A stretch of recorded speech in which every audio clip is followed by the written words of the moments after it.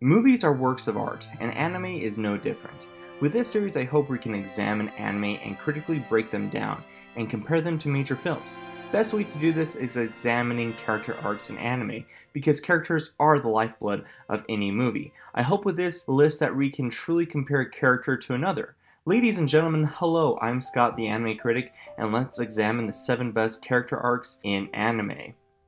Let's start off with the most basic arc in both anime and films, the hero's arc, or the hero's journey.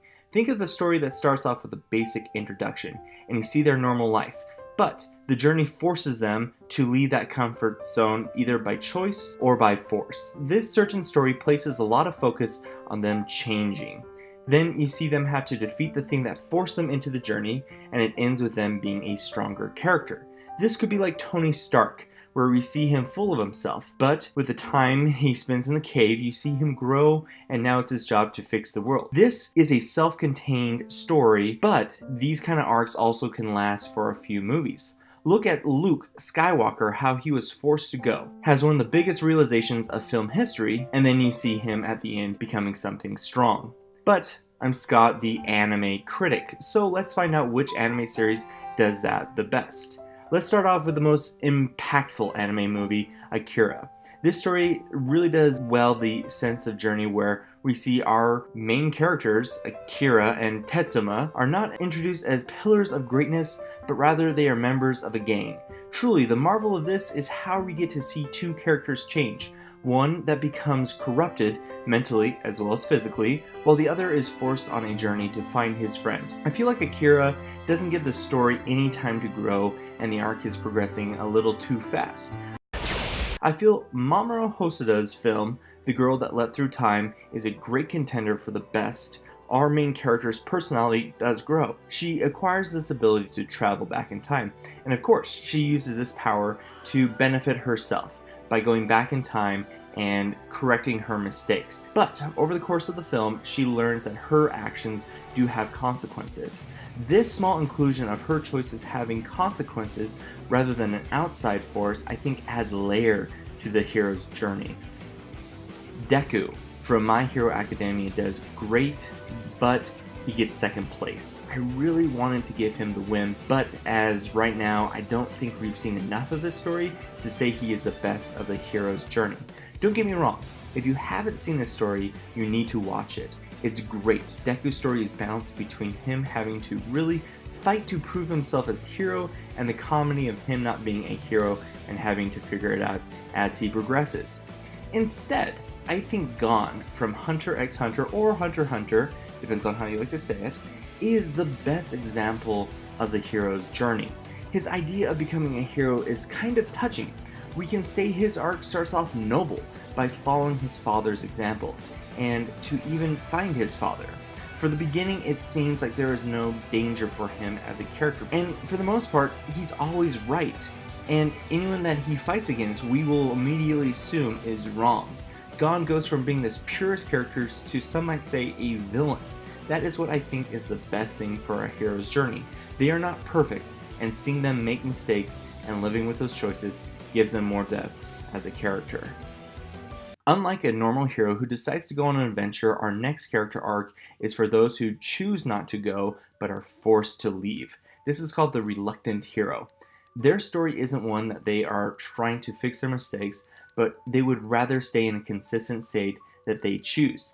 Think to Amuro Ray from Gundam, that at the beginning he never wanted to fight, and he had a lot of struggle to fight. However, as the story goes on, he is placed in the circumstances to fight. Sure, he does grow into being a pilot, and he truly fought along the way even though he was a great pilot. This conflicting feeling of him not wanting to fight makes his story even better. The best reluctant hero is Rurouni Kenshin. His story is that he was the most deadliest samurai in the land, and after killing so many, he decides to give it up and live a life of peace. And with that peaceful life, he decides to never take another life. And he wants to do this so much that he takes his blade and rotates it so that when he hits somebody, it's not the killing blow. With Rurouni Kenshin, he isn't trying to fix his mistakes. Rather, he would stay in this peaceful state and have people forget that he is Bato, the man killer. He must protect the people he cares about now, and even having to rotate his sword to the deadly side to protect them. This next story arc is sometimes accidentally mixed up with the reluctant hero. That is the redemption story. This story is interesting, and think to great anime like Trigun, or my personal favorite, Tokyo Godfathers, where these people have done something wrong, and it's their job to fix it. Vash the Stampede needs to kill his old team, but doesn't want to kill anyone else. Or how in Tokyo Godfathers, you see how in their lives they have wronged their own families. Rather than them trying to fix their mistakes, they come to the realization that their mistakes cannot be fixed and they need to help out this baby they found. The anime named Erased does a great job having our hero go back in time and given the ability to save a person. Why I love the series Erased as a redemption story is Satoru never hurt anyone. He never made the mistake. Instead, he is helping this girl he passed in the park and she turned up dead. His redemption is going back in time to stop this killer, but can he change the past? Now, I have to give it to the brothers that only want to help each other fix their mistakes, and the story is based around them trying to find anything that will achieve that.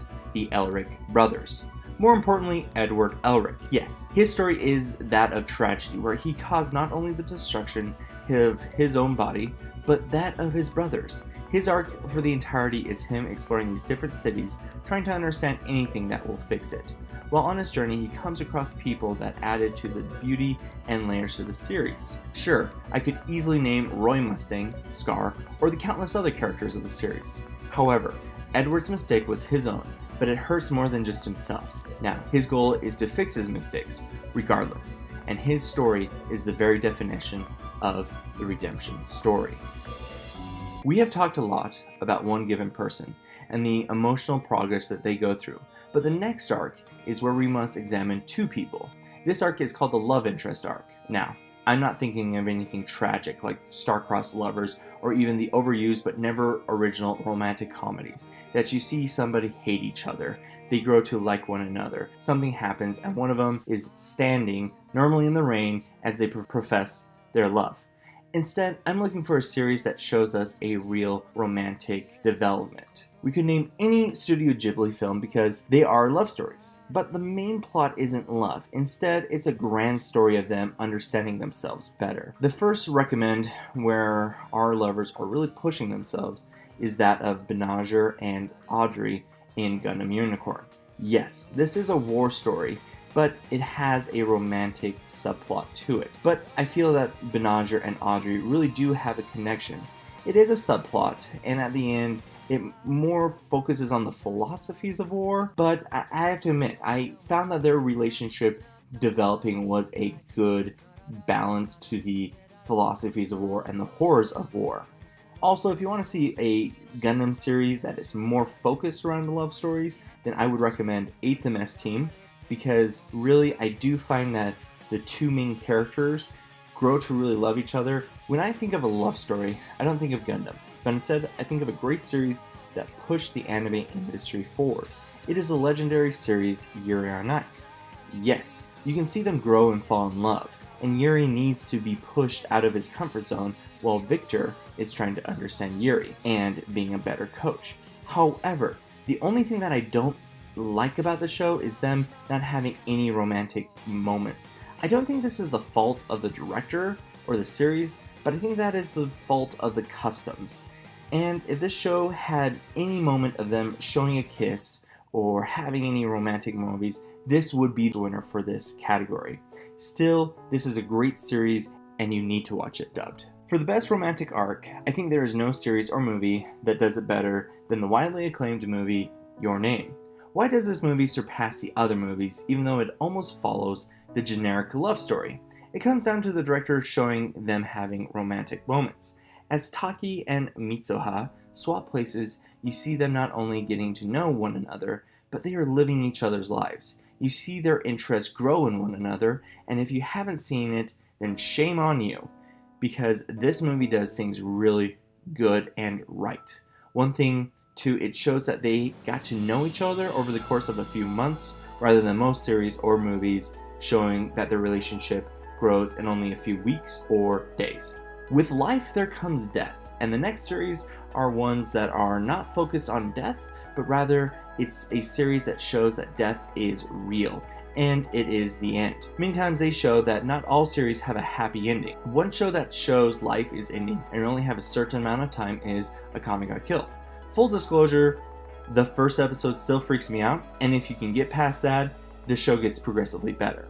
The series does great showing you how this world people will die, but it fails by showing you the backstory of the characters leading up to their deaths. It's a little too obvious, and that's the real lacking element of this series, which is a shame. I have to give second place to a great movie by Miyazaki called Grave of the Firefly. It really is the best case of a series that shows people struggling to live and how death is there. At the beginning of the film, we know that there is a clock counting down for our characters. The movie isn't focused on how it ends, but rather how life beats down on them every day. Yes, this movie will make you feel sad, but it will show you how short life is. My number one must go to a series that shows how death is final, but really examines life's questions. My number one goes to Parasite. Wait, hear me out. Unlike the other options, Parasite examines the meaning of life and how our choices can affect the world. When I have watched this series again and again, I have found a lot of arguments and debates to it. With Parasite, we aren't just trying to familiarize ourselves with the characters, but we are trying to do that while questioning their impact on others. If you can make it past the mild horror, then this is a story for you. We have talked a lot about characters that change in different ways, but sometimes stories don't change the character. These types of arcs show how real stories could be because many times life goes on and we don't change. This character arc is called the 360 arc or the no growth arc. Rather than seeing how this person changes, you are more experiencing the journey with them. Or, for my first recommendation, you enjoy the threat. This one might be a shocker to you, but it's Goku from Dragon Ball Z. You see how a new threat arrives and he overcomes that threat, mostly by beating it to death. But afterwards, he goes back to eating and training. The enjoyment we find in the story is that of watching him fight and seeing how bad the evil character was. Lupin III is another example of a no-growth arc, and his character arc is probably the most enjoyable because his arcs are random adventures in some European country. With 360 arcs, we don't need to see them change because their story is where we see the adventure as the main reason. Instead, we need a character that makes us examine their depth. And yes, CL Phantomheim from Black Butler could have been a good choice. Instead, I have to give it to Spike from Cowboy Bebop. Every character from Cowboy Bebop we can say fits the no-growth character arc, but I have to give it to Spike. Spike takes on a lot of different roles of being the mentor, the comic relief, the love interest, or a man looking for revenge. Regardless of his role and how he dealt with it, you notice that Spike doesn't change. He doesn't take on the last experience that moves him in life. Instead, you see how he has his own quest for revenge, and nothing is going to change that.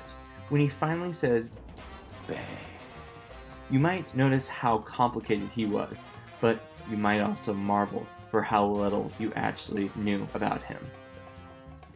We have examined just a few character arcs, but which one is the best overall character? Or in other words, which character we could say is real? That's hard to say because these are literal lines on pages. With every series that won their categories or was even mentioned could be a good contender, but they are the foundation I am using to find the top one. So, think to a masterpiece of a series like Berserk and how Guts goes through love and loss. However, that series is focused in too many directions that we can't honestly say that Guts is the best. Yes, examples like Lelouch or even Itachi could be great contenders for this list, but rather, I feel they go into another list for villains. Rather, think to Shinji from Neon Genesis as a great contender for the best realistic character arc, because you see how much he confronts his own anxiety and fear. Sure, he is scared at first, but soon he learns to fight and is faced with seeing a changing threat. Shinji not only grows from a scared person to a somewhat strong character. You see how initially he fought to be a better person. Haven't we all experienced a fear that we had to overcome? However, I have to give it to one, and the best overall character is Naruto. Tragedy, emotional development, and theological debates are just few things that Naruto has to go through in the course of his arc and story. Rather than seeing him becoming the perfect hero or how his logic is perfect, you see how he has to fight for his theology and even evolve it as time goes on. What Kishimoto did really well as the creator was make a world that not one side is right. That complicated our hero and is the driving force for him. Over the course of the series, you see him struggle in life, and you see his high points and when anger consumed him. Even though he might fall, he had friends and himself to believe in. That forced him to fight back to who he is. When finally Naruto breaks down and cries, explaining his life and his challenges, you have to fight back your own tears because not only have we seen him change and grow up, rather we see a part of ourselves and how our lives have changed similar to his. Thank you for watching this video. If you liked it, then let me know by hitting that like button. And if you want to see more, then subscribe. If you think I got anything wrong, or if you feel like I missed something, let me know in the comments section. I have some big plans for October, and I have a few more reviews in the works. Let me know what I should review next, or which movie subject I should explore in the comments. Until then, take it easy.